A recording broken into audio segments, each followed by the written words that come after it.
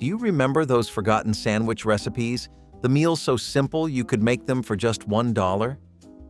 Sandwiches once stretched tight budgets and filled lunch pails, turning scraps and spreads into comfort that carried families through long days. What does it say about us that we let such honest meals fade away? Peanut butter and lettuce sandwich was one of those meals that lived in school lunchboxes during the Depression when every penny mattered.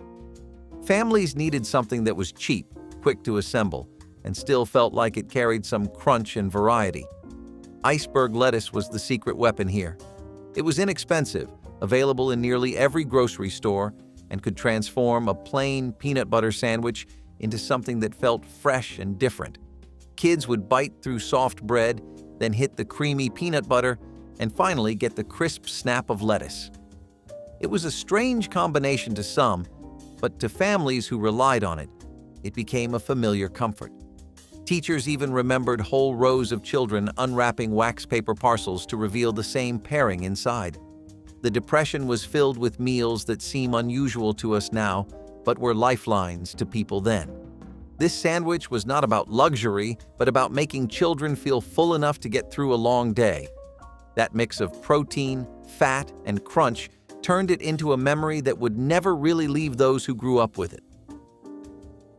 Banana and mayonnaise sandwich may sound like a prank today, but in mid-20th century Southern kitchens, it was a beloved lunch. The combination of soft banana slices with creamy mayonnaise spread across white bread gave a taste that was both sweet and tangy. Housewives found it easy to make because bananas were cheap and mayonnaise came in jars that stretched across multiple meals. It was often handed to children as an after-school snack, sometimes with a dusting of sugar to sweeten the flavor further. The sandwich had strong ties to Southern frugality, where every food item had to work double duty. Bananas ripened fast, so when they were spotted brown, they were sliced up before they spoiled. Mayonnaise added moisture and body to what otherwise could have been just plain fruit on bread. It was filling without being heavy, and it delivered energy for the rest of the day. This was one of those foods that stuck around because of practicality, not fashion. Even today, some families still swear by it as an old comfort that never lost its charm. Potato salad sandwiches were exactly what they sound like: scoops of leftover potato salad spread generously between two slices of bread. For factory workers, this was an easy and inexpensive way to carry a hearty lunch without needing meat. The salad itself was already built from simple ingredients: boiled potatoes, mayonnaise, mustard, and chopped vegetables, so stretching it into sandwiches was just one step further. The bread turned a bowl of cold salad into something portable and easy to hold in greasy hands. These sandwiches were commonly packed into lunch pails wrapped in wax paper, and they traveled well. Children in households that made large batches of potato salad could expect to see this on the table when times were tight. It was a thrifty way to make sure nothing went to waste and every bit of food pulled double duty. The Depression years had everyone inventing new uses for leftovers, and this was one of the simplest yet cleverest examples. Even long after rationing ended, many workers still remembered carrying potato salad sandwiches as part of their daily grind.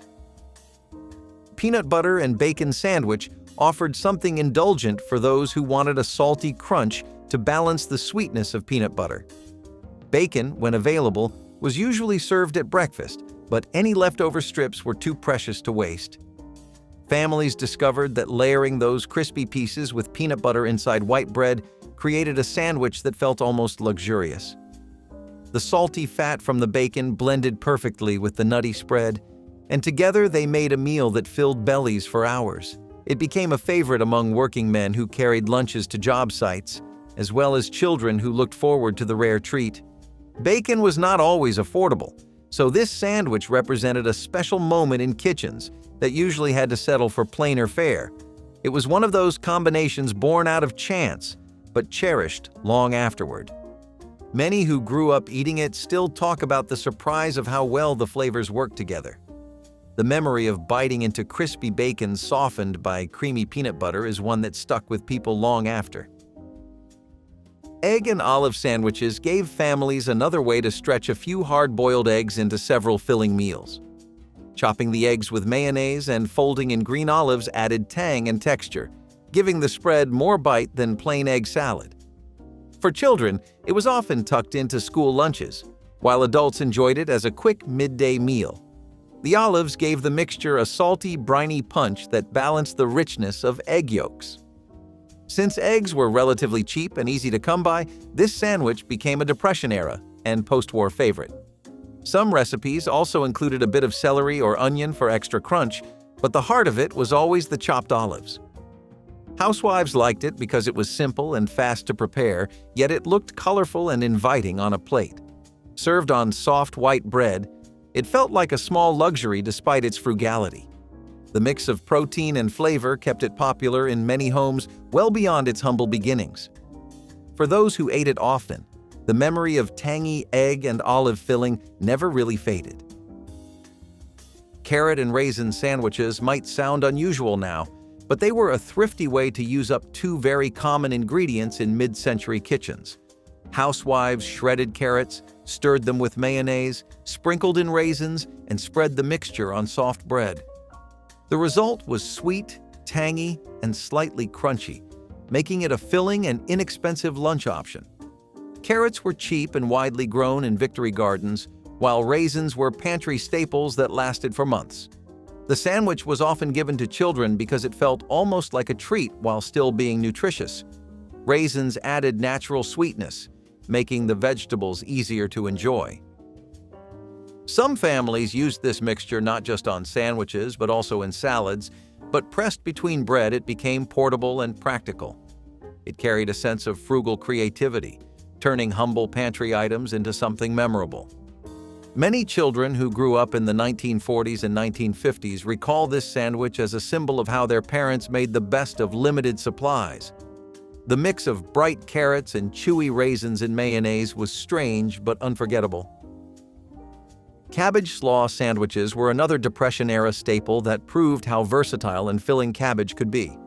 Families shredded cabbage, dressed it lightly with vinegar or mayonnaise, and piled it between bread slices to create a meal that was cheap and satisfying. This was especially common in households where meat was scarce, since cabbage slaw gave bulk without costing much. The crunch of the cabbage balanced the softness of the bread, creating a texture that was surprisingly enjoyable. Workers carried these in lunch pails, and children ate them at school, often not realizing it was simply the cheapest option available. Slaw could be made in large batches and used for several days, making it efficient as well as thrifty. Adding a few shreds of carrot or onion stretched it even further, and housewives praised it for how long it lasted without spoiling. For many families, cabbage was the vegetable that saved them during hard times, and sandwiches like these were proof of its reliability. The memory of cabbage slaw sandwiches lingers as a symbol of resourceful kitchens that turned hardship into sustenance. Apple and cheese sandwiches combined sweet fruit with salty cheddar, a pairing that might sound modern but has roots deep in mid-century lunch tables. Children often carried these sandwiches to school because apples were cheap, plentiful, and lasted longer than many other fruits. Thinly sliced apples layered with cheddar created a crisp and tangy bite that contrasted with soft white bread. The result was a sandwich that filled stomachs and delivered both protein and energy for the rest of the day. Families loved it because it could be made quickly with just a few slices of fruit and a small piece of cheese. It was simple, portable, and easy to prepare ahead of time. In rural areas where apples were grown in abundance, this became a particularly common lunch. The sandwich carried both the freshness of the orchard and the practicality of stretching cheese to cover multiple meals. Today, the combination might be seen as gourmet, but back then it was ordinary thrift. The apple and cheese sandwich remains a reminder of how resourceful families once were with what little they had. Peanut butter and pickle sandwiches surprised many who tried them, but they quickly became a thrifty favorite in kitchens across America. Dill or bread and butter pickles sliced thin were layered over peanut butter spread on soft white bread. The tangy crunch of pickles cut through the heavy sweetness of peanut butter, creating a sandwich that was filling and balanced. It was cheap to make, since jars of pickles lasted for weeks, and peanut butter was already a pantry essential. Children often found it odd at first bite, but many grew to love the bold mix of flavors. Adults appreciated how quickly it could be prepared before work or packed into lunches. It was another Depression-era invention that stayed popular through wartime rationing. Some even claimed it kept hunger away longer than simpler sandwiches, thanks to the mix of salt and fat. What began as a practical way to stretch food supplies turned into a surprisingly enduring classic. The peanut butter and pickle sandwich is still remembered fondly as a strange yet beloved part of American lunch history. Mashed potato sandwiches were the very definition of frugality, taking yesterday's leftover potatoes and turning them into today's hearty lunch. Families who had nothing but bread and cold potatoes discovered that pressing the mashed filling inside slices created a meal that was cheap but surprisingly satisfying. Potatoes were filling, available in bulk, and could stretch across several meals when prepared this way. For working men heading to job sites, it gave them the energy to last until dinner. Children also carried them in lunchboxes, sometimes with a dash of salt or onion mixed into the potatoes for flavor. Housewives valued the sandwich for its ability to repurpose leftovers that might otherwise go to waste. It reflected the Depression-era spirit of making do with whatever was available. Simple, heavy, and reliable, the mashed potato sandwich never pretended to be fancy. It was about putting something in your stomach and carrying on with your day. Those who grew up eating them still remember the taste as a strange comfort that belonged only to hard times.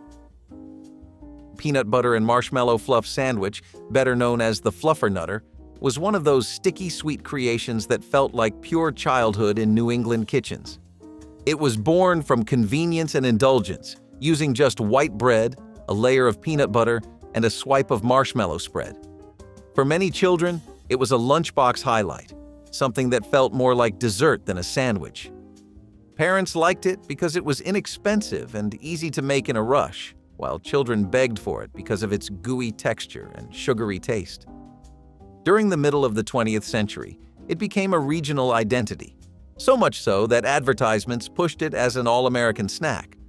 Unlike fancier recipes, there was nothing complicated here, only pantry staples that stretched far. The sandwich often ended up paired with a carton of milk, balancing sweet and savory in one sitting.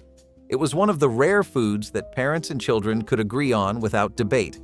The fluffernutter carried with it both nostalgia and practicality, a rare combination that secured its place in American lunch history. Radish sandwiches were a humble immigrant contribution that grew popular in working-class neighborhoods across America. Garden radishes were cheap, easy to grow, and added a sharp, peppery bite to otherwise plain bread. Families often spread butter or sprinkled salt across the slices before layering the radishes inside.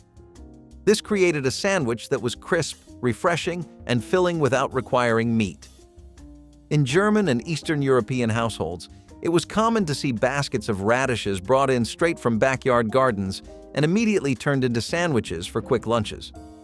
The simplicity of the dish was part of its charm, and it reminded families of traditions from back home. For children, it might not have been the most exciting lunch, but it offered nutrition at almost no cost. For adults, it represented both thrift and cultural memory, showing how old world recipes adapted to new American lives. The taste of radishes and butter on bread still brings memories of family tables where nothing went to waste and every harvest was used to its fullest. Creamed corn sandwiches came from the practice of stretching leftover dishes into entirely new meals. Housewives spooned creamed corn, often made from canned kernels, onto bread to create a quick and hearty sandwich. It was not glamorous, but it was filling, especially for children coming home from school or workers looking for something fast before heading back to a shift. The sweetness of the corn balanced with the cream made it comforting, and the bread turned it portable. Cooks in the Depression and wartime eras understood the value of never wasting even a spoonful of food.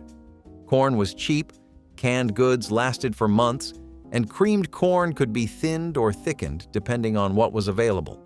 When spread onto bread, it provided a small but reliable lunch that could be served instantly. It was a thrifty invention that turned scraps into sustenance. People remembered it not because it was fancy, but because it worked, keeping families fed during leaner years. The creamed corn sandwich may be unusual today, but it remains a symbol of frugality and resourcefulness. Peanut butter and apple butter sandwiches were a rural favorite that spoke to the ingenuity of farm families. Apple butter was often homemade, cooked slowly over hours until the apples broke down into a sweet and spiced spread. When paired with peanut butter on bread, it created a filling and flavorful sandwich that required no meat at all. This was a perfect solution during times when meat was too costly or rationed. Apple butter jars sat in pantries through the winter, providing an easy way to add sweetness to meals without spending extra money. Families liked that the sandwich packed both protein and flavor, making it satisfying while still being inexpensive. It carried with it a taste of autumn, reminding people of harvests, orchards, and community canning days. The peanut butter added heft and richness, while apple butter gave warmth and nostalgia. Together, they made a sandwich that represented survival, tradition, and comfort all at once. For many, it was proof that simple food could be memorable and meaningful. Fried bologna sandwiches became a blue-collar classic across mid-century America, especially in industrial towns. Bologna was cheap, widely available, and could be sliced thick or thin depending on the household budget. When fried in a skillet, the edges curled and crisped, giving it more flavor than when served cold. Families placed those sizzling slices between bread, often with mustard or onions, turning a humble ingredient into something hearty. Factory workers carried them in lunch pails, and children looked forward to them as a treat because frying made the meat feel special. This sandwich was a perfect example of stretching modest foods into meals that felt bigger. Bologna was considered a working man's staple, and frying it added both texture and aroma that livened up the day. The smell alone could fill a kitchen and make it feel like more was being served than what truly was. In the era when affordability mattered most, fried bologna sandwiches proved that even simple meat could feel indulgent with just a hot pan. Eggplant sandwiches gave Italian-American families a meat substitute that was both affordable and tasty. Thin slices of eggplant were dredged in flour or breadcrumbs, fried until golden, and layered onto bread. They often resembled cutlets, which made the sandwich feel substantial even without meat. Immigrant households leaned on this recipe when budgets were tight, and it soon spread to others who realized how flavorful it could be. Sometimes topped with tomato sauce or a sprinkle of cheese, it brought familiar flavors from Italian kitchens into American lunchboxes. Families that grew eggplants in backyard gardens or community plots had an especially easy time making this dish stretch through summer and fall. The sandwich offered texture, flavor, and nutrition without needing expensive ingredients. It was one of many dishes that showed how immigrant cooking shaped the wider American table. For those who grew up with it, biting into fried eggplant on bread is a reminder of thrift, tradition, and creativity in the kitchen. Cold meatloaf sandwiches were the second act for one of America's most famous dinner dishes. Thick slabs of leftover meatloaf were tucked between bread slices the day after, turning a hearty dinner into a simple lunch. For many households, this was a way to ensure that nothing went to waste while also saving time. The meatloaf held together well when chilled, making it easy to slice and pack into lunch pails. With a smear of ketchup or mustard, it became flavorful, portable, and satisfying. Children often carried them to school wrapped in wax paper, while adults ate them on short lunch breaks. This practice reflected the frugal mindset of mid-century America, where stretching meals across several days was common.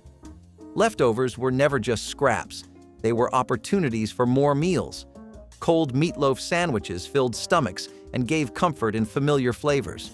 They remain one of the most iconic leftover creations, a reminder of how yesterday's dinner became today's lunch without complaint. Peanut butter and honey sandwiches stood out as a Depression pantry staple when sugar was too expensive or scarce. Honey provided the sweetness, peanut butter gave the protein, and bread turned it into a full meal. Together, they created a sandwich that was cheap, filling, and appealing to children. Beekeeping was widespread in rural areas, making honey more accessible than refined sugar during lean years. Housewives praised the sandwich for requiring so few ingredients while delivering so much energy. It was often eaten at breakfast as well as lunch, showing its versatility. For children, it felt like a treat without being wasteful. For adults, it was reliable fuel that helped them get through long workdays. The balance of sweet and savory made it memorable even after times improved. Many who grew up eating this sandwich still remember it as the taste of survival with just a touch of sweetness. It was proof that even in hard years, families could find small comforts in something simple. Cucumber and cream cheese sandwiches became popular as light, cooling lunches, especially during hot summers. Thin cucumber slices layered with soft cream cheese on white bread created a refreshing and simple meal.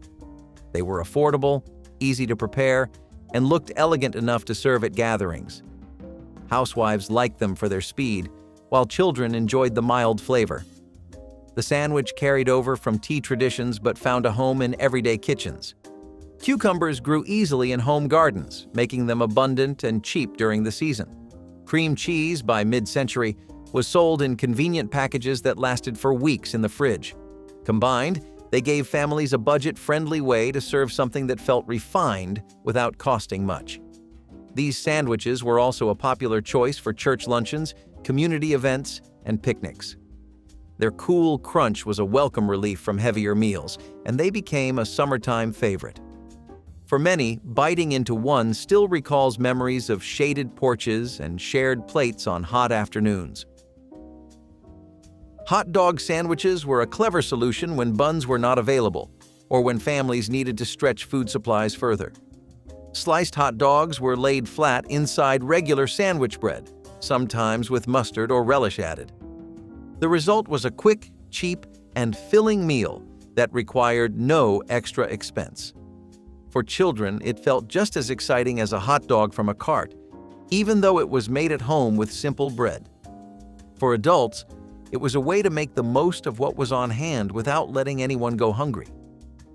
The sandwich carried all the flavor of a hot dog, but in a thriftier package.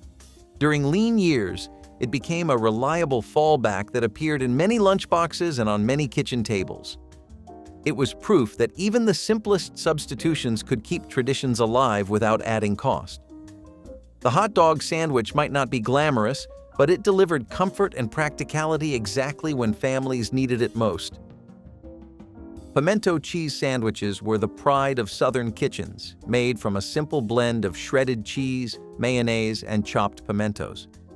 This creamy, tangy spread was versatile, working as both a dip and a filling for sandwiches. Housewives praised it for being affordable, colorful, and easy to prepare in large batches. During the mid-20th century, when cheese and meat were costly, pimento cheese became a reliable option for lunches and picnics. Children loved its bright flavor tucked inside white bread, while adults enjoyed it at church gatherings and potlucks. It represented Southern thrift, using pantry staples to create something that felt indulgent. The sandwich version was particularly common in factory towns, where workers needed portable, filling meals. It also gained fame at lunch counters, becoming an icon of quick-service menus. For many Southerners, pimento cheese sandwiches were a taste of home that connected generations. Even today, they carry nostalgia for a time when ingenuity turned basic ingredients into meals that never failed to satisfy hungry families. Bean spread sandwiches reflected the Depression-era's creativity, turning mashed beans into a hearty filler when meat was scarce. Navy beans or pinto beans were boiled, mashed, and seasoned with salt, pepper, or onions to create a spreadable mixture. Pressed between slices of bread, the result was both cheap and filling. Families relied on beans because they were affordable, nutritious, and could be bought in bulk without fear of spoilage. The sandwich carried protein and fiber, keeping stomachs satisfied through long workdays. Housewives liked it because beans stretched across multiple meals, and children learned to appreciate the simple flavor. Some recipes added a drizzle of vinegar or a dash of mustard for tang, but the core was always frugality. Bean spreads became a staple in rural areas where every harvest counted, and even in urban neighborhoods struggling through hard times. This was not a luxury, but a symbol of survival, proving that plain ingredients could still create memorable meals. Many still recall bean spread sandwiches as reminders of thrift and resilience. Scrambled egg sandwiches were an inexpensive way to put a hot meal into someone's hands without spending more than a few pennies. Eggs were beaten, quickly scrambled in a pan, and tucked inside buttered bread to create something both satisfying and portable. This became especially common during the Depression and wartime rationing, when meat was rationed but eggs were still somewhat available. Families could stretch a few eggs into sandwiches for multiple children, and the protein helped keep hunger away longer. Adults took them to work in lunch pails, wrapped in paper, while children ate them before school. The sandwich worked at any time of day, whether breakfast, lunch, or even a quick dinner when cupboards were nearly bare. A sprinkle of salt or parsley was sometimes added, but most people ate them plain. What mattered most was that scrambled egg sandwiches were cheap, reliable, and nourishing. For many households, they symbolized a practical solution in years when every meal had to count. Cottage cheese and pineapple sandwiches were a curious mid-century pairing that reflected the diet trends of the time.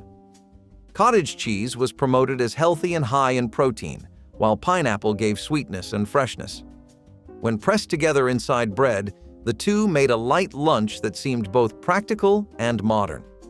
Housewives in the 1950s and 1960s often served them as part of calorie-conscious meals, while children sometimes carried them in lunchboxes. The combination balanced savory and sweet, offering something different from heavy meat sandwiches. Pineapple was often canned, making it affordable and easy to store in pantries. Cottage cheese was widely available, praised in advertisements as a nutritious food for the whole family. Together, they created a sandwich that stood out from typical lunches of the era. It was not extravagant, but it felt unique, aligning with changing attitudes toward lighter eating. For many, the memory of cottage cheese and pineapple sandwiches recalls neighborhood gatherings and afternoons when nutrition was balanced with thrift. Cold-baked bean sandwiches showed how families stretched every pot of beans as far as possible. Leftover baked beans, whether homemade or from a can, were mashed and spread across slices of bread for a quick and inexpensive lunch. It was filling, practical, and required almost no effort. Families struggling during the Depression often relied on beans as one of the cheapest and most versatile foods available. Turning leftovers into sandwiches was simply another way to ensure nothing went to waste. Workers carried them wrapped in paper, and children ate them at school without complaint. Beans were already packed with nutrition, and the bread made the meal more portable. This sandwich might not have been glamorous, but it carried families through hard years. Even after times improved, the memory of bean sandwiches lingered as proof of how resourcefulness helped people survive. It was humble, hearty, and honest food. Fried green tomato sandwiches were a Southern specialty that used unripened tomatoes when meat or other ingredients were too costly. Sliced green tomatoes were dredged in flour or cornmeal, fried in a skillet, and layered on bread with mayonnaise. The result was crispy, tangy, and surprisingly filling. Victory gardens provided plenty of tomatoes, so households often had more green ones than they could ripen. Rather than waste them, families turned them into sandwiches that felt hearty and unique. This practice carried through the Depression and into post-war years, when thrift was still important. Fried green tomato sandwiches offered texture and bite at very little cost, making them popular for workers and children alike. They represented Southern ingenuity, transforming what others might discard into something worth remembering. For those who grew up with them, the taste is still tied to warm kitchens and the resourcefulness of their families. Cheese and relish. Sandwiches were simple, inexpensive meals that relied on American cheese slices paired with tangy pickle relish. This combination delivered both creaminess and sharpness, making a sandwich that was flavorful despite its frugal ingredients.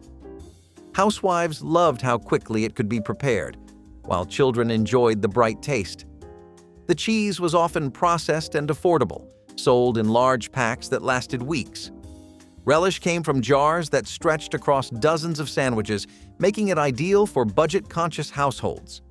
This sandwich was a favorite for picnics, lunchboxes, and work breaks because it required no cooking. It carried the spirit of Depression-era thrift into post-war years, showing how modest items could still create satisfying food. For many, the cheese and relish sandwich recalls memories of kitchen counters, simple lunches, and the comfort of reliable staples. Potato chip sandwiches were one of the easiest ways to make a plain sandwich feel special without spending more money. Families would add handfuls of potato chips inside bread, sometimes with peanut butter or just with butter, for crunch and saltiness. The texture alone transformed otherwise ordinary meals into something exciting. Children especially loved them, crunching through the chips at school lunches. Chips were inexpensive when bought in bulk, and they added both bulk and novelty to a meal. In an era when meat was often limited, even a bag of chips could stretch a sandwich into something filling. The potato chip sandwich symbolized how resourceful families found pleasure in small additions. It remains a quirky but beloved memory for many who grew up with it. Onion and mayonnaise sandwiches offered bold flavor for pennies, layering raw onion slices with a spread of mayonnaise on bread. This combination was pungent, sharp, and not to everyone's taste, but it was cheap and satisfying. Onions were widely available, often grown in backyard gardens, and mayonnaise stretched across many sandwiches. For workers, this sandwich delivered flavor and kept hunger away through long days.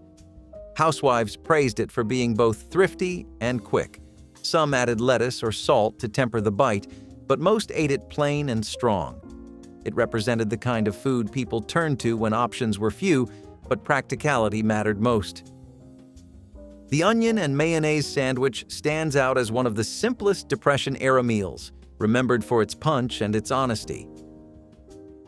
Prune and cream cheese sandwiches were a forgotten pairing that once brought sweetness and tang to thrifty kitchens.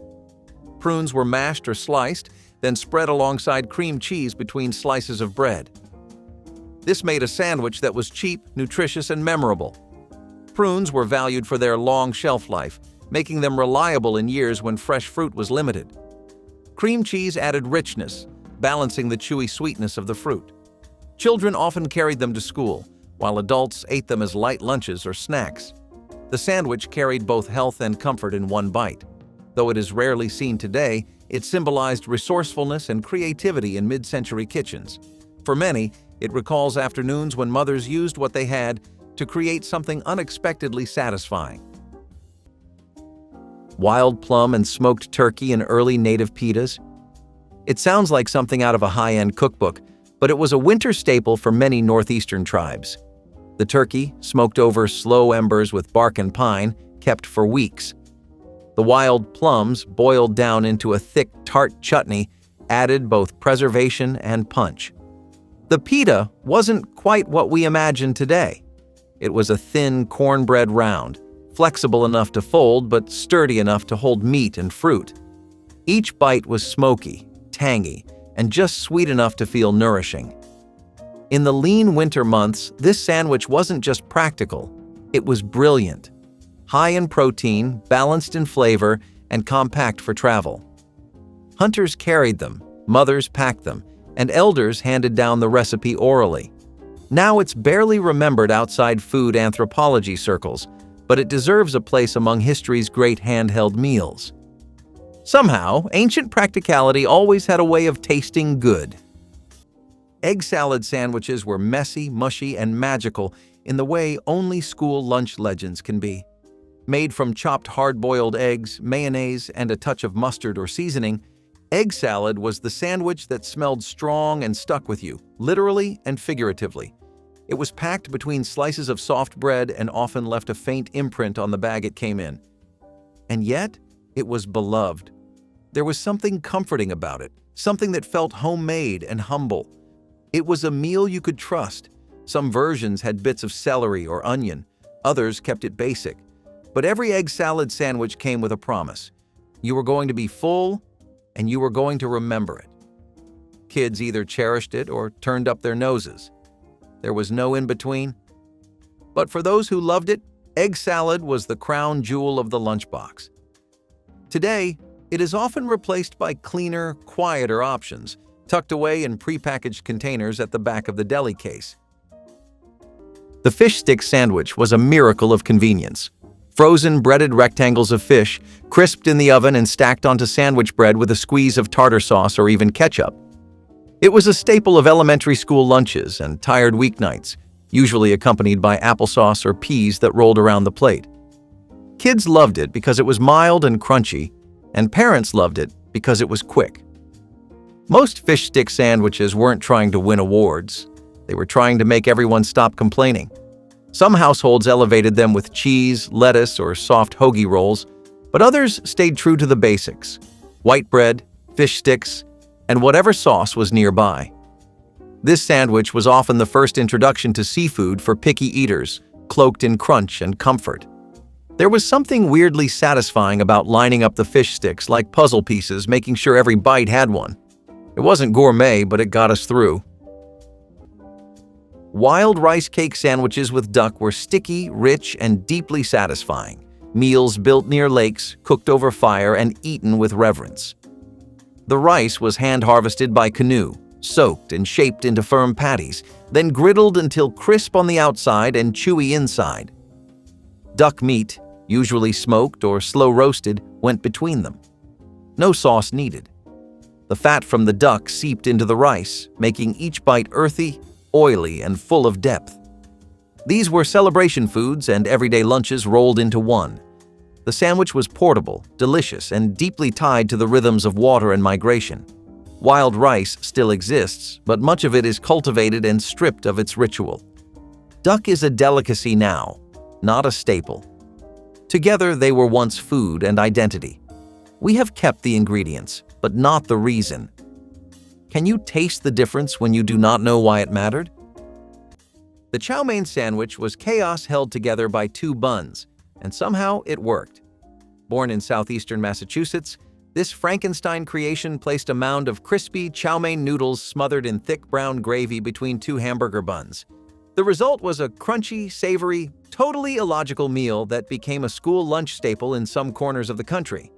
Kids would unwrap their foil-wrapped mystery and find a puddle of sauce and starch that somehow filled every craving and left fingers coated in grease. This was the kind of sandwich you could not eat neatly, and that was half the fun. The noodles poked out the sides, the sauce soaked into the bread, and no two bites were ever the same. The chow mein sandwich was a lunchtime dare wrapped in cultural mashup, a reminder that not all great foods make perfect sense on paper. Over time, regional oddities like this one gave way to standardization. One bite, and you were somewhere between comfort food and total confusion. And somehow that felt exactly right. The Manwich sandwich is what happens when you need dinner in 10 minutes and your pantry has exactly two ingredients: a can of Manwich sauce and a pound of ground beef. It's the store-bought shortcut to a sloppy Joe, soaked in sweet, tangy tomato sauce and ready to heap on a hamburger bun. No chopping, no spice rack, no slow simmer, just brown the beef, pour the can, and you're done. In the 70s and 80s, it became a weeknight hero, advertised as, "A sandwich is a sandwich, but a manwich is a meal."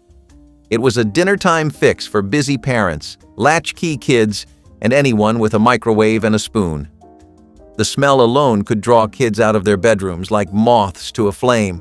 Some added cheese, others pickles or onions, but most just kept it simple. It wasn't glamorous, but it got the job done. Today, it still holds a place in the hearts of those who remember TV trays, linoleum kitchens, and the clink of a can opener on a Tuesday night. Hazelnut and wild onion spread sandwiches were the definition of less is more. Made by grinding roasted hazelnuts into a creamy paste and folding in finely chopped wild onions, the mixture was then spread onto thin, grainy flatbreads. Sometimes the flatbread was made from acorn or chestnut flour. Other times it was just coarse ground maize. The result was earthy, pungent, and filling. This was a forager's lunch, light to carry, dense with nutrients, and quick to prepare. You could eat it cold or warm it slightly over stones. Some versions were spiced with foraged herbs or ramp bulbs. Today, hazelnut paste is something you find in chocolates and spreads, but in the old days, it was protein fuel from the forest floor. The onions? Pulled straight from the soil, not shipped in from a warehouse. Liverwurst sandwiches were bold. You knew at the moment someone unwrapped one across the table. That unmistakable scent, rich and meaty, mixed with sharp mustard or sliced onions, hit like a wave. The sandwich itself was unapologetically old school, usually served on rye or pumpernickel bread, often from a family who still shopped at the neighborhood butcher. Liverwurst was spreadable sausage, soft but full of iron and flavor, and it had no intention of going unnoticed. It was the sandwich your grandpa swore by, the one your parents either embraced or exiled. And for kids, it was a gamble, either a lunchroom legend or a quick trade for something with peanut butter. But for those who loved it, liverwurst was gold. It was hearty. It was grown up. It was tradition sliced thick and pressed between slices of something dark and sturdy. Liverwurst never begged for your approval.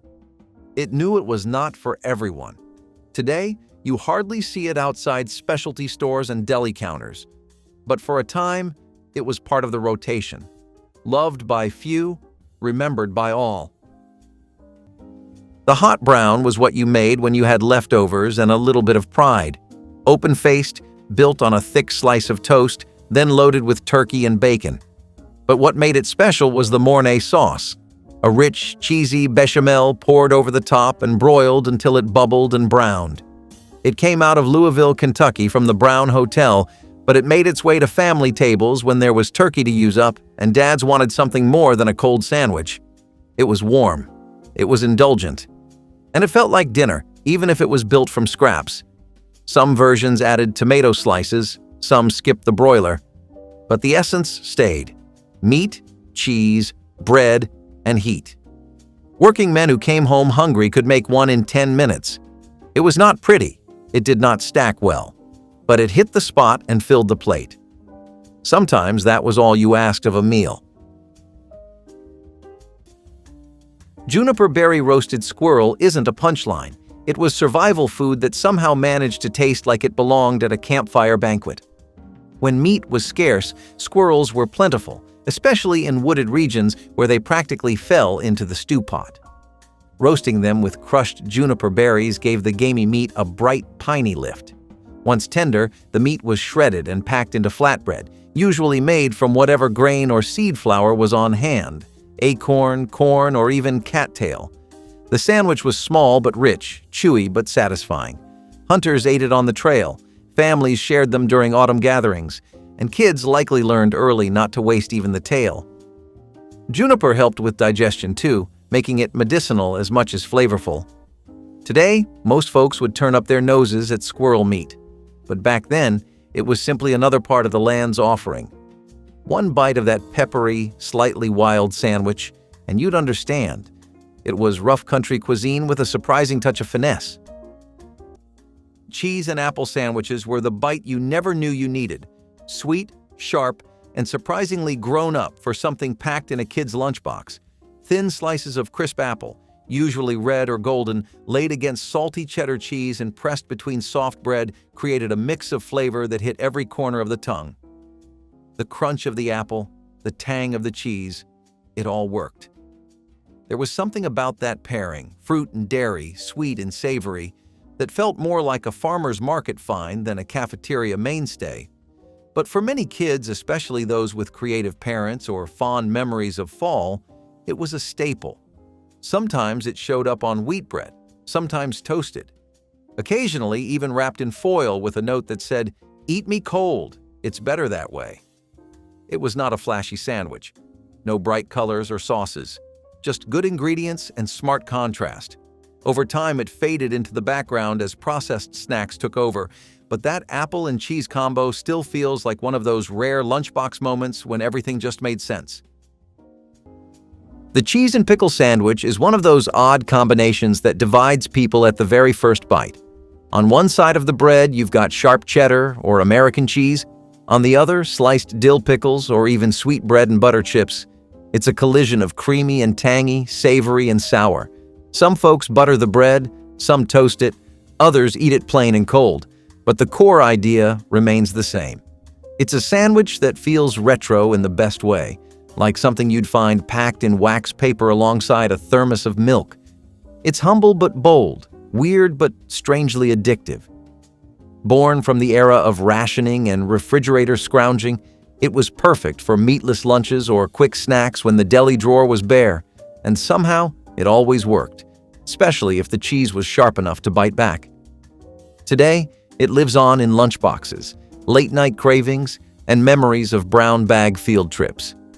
It might not be everyone's favorite, but for those who get it, there's nothing else quite like it. Smoked trout cornbread sandwiches were the northern traveler's treasure. Smoked flaked fish folded into thick slices of cornmeal bread packed tight for the road. It was not fancy, but it was powerful. Tribes along cold lakes and mountain rivers smoked their fish until it could last for weeks, then sandwiched it between pan-fried or stone-baked cornbread slabs. The result was portable, rich in protein, and layered with smoke and earth. A bite of this and you got the forest, the stream, and the campfire in one go. The sandwich was eaten on horseback, in canoes, or tucked in bark pouches during hunting treks. The trout, pink and oily, often mixed with herbs or wild onions. The cornbread was dense and hearty, able to hold its shape for days without crumbling. Today, these sandwiches are nearly extinct, replaced by crackers and canned spreads that barely hint at what used to be. The trout is still there, and so is the cornmeal, but the memory of pressing them together in survival and ceremony has faded. What was once instinctual is now sold separately at specialty food stores. Do we even know what we lost when the smoke stopped rising from those riverside camps? Fried bologna sandwiches were the working-class answer to gourmet, cheap, greasy, and absolutely perfect. A slice of bologna slapped into a hot skillet until it curled at the edges, sometimes scored in the center to keep it flat, then dropped onto bread and finished with mustard, cheese, or whatever was around. It sizzled, it popped.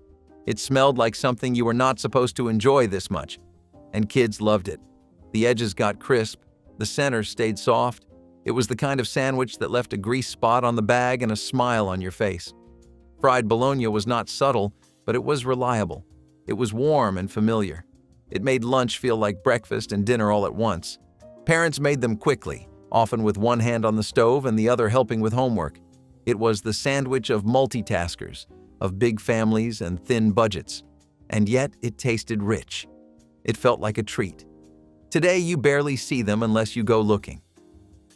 But for those who grew up on it, fried bologna was not just food. It was a full sensory memory wrapped in white bread. The McDLT was a burger with a gimmick that actually worked. McDonald's served it in a special two-sided foam container. One half had the hot patty and bottom bun. The other half had lettuce, tomato, cheese, pickles, and the top bun. The point was to keep the hot side hot and the cool side cool. You had to assemble it yourself. It felt fancy. It felt fun. You would peel back that lid like you were opening something futuristic. A burger with a strategy. The lettuce was still crisp. The tomato was not wilted. The burger was steaming. Then you folded it together and took a bite. It was fast food pretending to be thoughtful. It only lasted a few years in the 1980s before disappearing, partly because the packaging was not great for the environment. But for a while, dads on their lunch breaks or families in the station wagon would crack open that container and feel like they were part of the future, not just a burger, an experience in two halves coming together in one bite. Turkey and cranberry pemmican sandwiches were the original trail mix meets Thanksgiving dinner. Dried shreds of wild turkey were pounded with rendered fat and tart cranberries, then pressed into dense cakes or layered inside split cornbread pouches. This was not a meal made for pleasure, it was made for endurance. But somehow, the sweet-savory combination felt familiar, even warm. Carried during northeastern winters, this portable power food was eaten during hunts, travels, or times when game was scarce and the snow ran deep. Sometimes additional nuts or seeds were mixed in, and when cornbread was on hand, it became a sandwich, dense, chewy, and surprisingly rich. It didn't need refrigeration, it didn't spoil quickly, and it held the memory of autumn feasts long after the season had passed. Today, pemmican is known mostly among survivalists and historians, but this specific turkey and cranberry version was once common in the colder woodland regions. It's strange to think a meal this ancient tastes so much like the holidays, but maybe that's the point. It held on to warmth when everything else had frozen. Peanut butter and marshmallow sandwiches were sticky, chewy, and completely chaotic in the best way. Unlike the fluffernutter, which used smooth marshmallow creme, this version went old school, layering whole marshmallows right onto the peanut butter. The result was messier, thicker, and somehow more exciting. As you bit down, the marshmallows gave a stretch, and the peanut butter clung to everything: your teeth, the roof of your mouth, your fingers. It was the kind of sandwich that slowed you down, made you chew carefully, and left sweet residue in the corners of your smile. Some kids toasted it, watching the marshmallows melt into gooey bliss. Others just packed it cold and let the sandwich warm up on its own in their backpack by noon. Either way, it was dessert disguised as lunch, and it was glorious. You rarely saw it outside of grade school, but back then, it was a lunchbox secret weapon. No meat, no greens, no apologies, just joy between two slices of bread. The egg salad sandwich is creamy, comforting, and unmistakably retro. Made from chopped hard-boiled eggs mixed with mayonnaise, mustard, maybe a dash of paprika or chopped celery, it's been a lunchtime standby for decades. Spread thickly onto white or wheat bread, it's soft enough to squish between your fingers but rich enough to feel like a meal. Grandmas packed them for road trips, office workers brought them in wax paper, and diners offered them as a cooling option on hot days. It wasn't fancy, but it was familiar, a quiet kind of indulgence. Every family had their own version, some chunkier, some smoother, some with green olives or scallions, others strictly plain. There's something nostalgic about the way it smells when you unwrap it, and the way the bread sticks just a little to the roof of your mouth. The egg salad sandwich never tried to compete with cold cuts. It just showed up, creamy and loyal, ready to carry you through till dinner. Buffalo heart sandwiches on stone bread were once reserved for warriors and hunters. Thin slices of buffalo heart grilled directly over open flame, then served on thick, chewy rounds of unleavened bread cooked on hot stones. This wasn't just food, it was fuel. Dense with iron and flavor, the heart meat had a gamey bite softened only slightly by the bread's smoky crust. It was eaten with bare hands, no utensils, no ceremony, just fire and hunger. Some added wild herbs, others nothing at all. It was a meal designed to travel, to sustain through hard rides or long scouts across open plains. The bread, dense and flat, could last for days. The heart, once cooked, was chewy but nourishing. In colder months, the sandwich would be wrapped in hide and tucked into a satchel, staying warm for hours against the body. Today, buffalo heart is more likely to be seen as an oddity at a specialty butcher, the tradition forgotten or sanitized into restaurant novelty. But once, this sandwich told a story of strength, sacrifice, and survival, etched into every bite by hands hardened from the land. Peanut butter and pickle sandwiches were the lunchbox legends nobody admits to loving, but many still secretly miss. Born out of the Great Depression, this odd pairing was less about culinary boldness and more about making do with what was left in the pantry. Peanut butter was cheap, packed with protein, and shelf-stable. Pickles added crunch, tang, and just enough bite to wake up plain white bread. Somehow, the combination worked. The sweet creaminess of the peanut butter and the sharp, vinegary snap of a dill or bread and butter pickle created a balance that stayed with you, whether you liked it or not. These sandwiches were slipped into wax paper and handed off like rationed gold. Some kids traded them. Others guarded them with their lives. They were cheap. They were weird. And they were unforgettable. As the decades rolled on and lunch menus got glossier, peanut butter and pickle sandwiches faded from view. It might not win a gourmet prize today, but back then, it was a masterpiece made from struggle and stubbornness. The pimento cheese sandwich is a Southern tradition that spread like wildfire through cafeterias, picnics, and family reunions. The filling, a creamy, tangy blend of shredded cheese, mayonnaise, and diced pimentos, was made by the bowlful and kept in the fridge for whenever company came over. On soft white bread, it was the perfect blend of smooth and savory, with a little kick if you added pepper or hot sauce. Some versions came grilled, others were left cold, served with chips or sweet tea on the side. At its heart, it was an inexpensive way to feel fancy. Somewhere between a spread and a dip, It clung to its bread like glue, and nobody minded. For many, it tastes like church potlucks, backyard folding tables, and long afternoons under the fan. In certain households, it wasn't just a sandwich. It was a rite of passage, handed down in recipes scribbled on index cards with mayonnaise stains. You don't just eat a pimento cheese sandwich, you remember it. Bare-fat biscuit sandwiches with currants were not made for dainty appetites. The biscuits, dense and crumbly, were enriched with rendered bear fat instead of lard or butter. This gave them a rich, almost savory depth, and when split and filled with stewed wild currants or berry jam, they became something close to dessert, though they were always eaten as real sustenance. Bear fat was prized not just for its high energy, but also for its medicinal and preservative properties. Currants provided vitamin C and a tart brightness that cut through the heavy fat.